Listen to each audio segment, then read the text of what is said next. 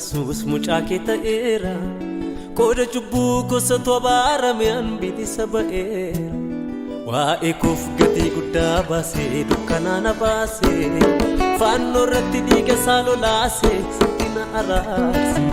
morman ture garuu karaa Yesuus mucaa kee ta'eera qooda cubbuu gosoota abaarame bilisa ba'eera waa'ee koof gatii guddaa baasee dukkanaa na baasee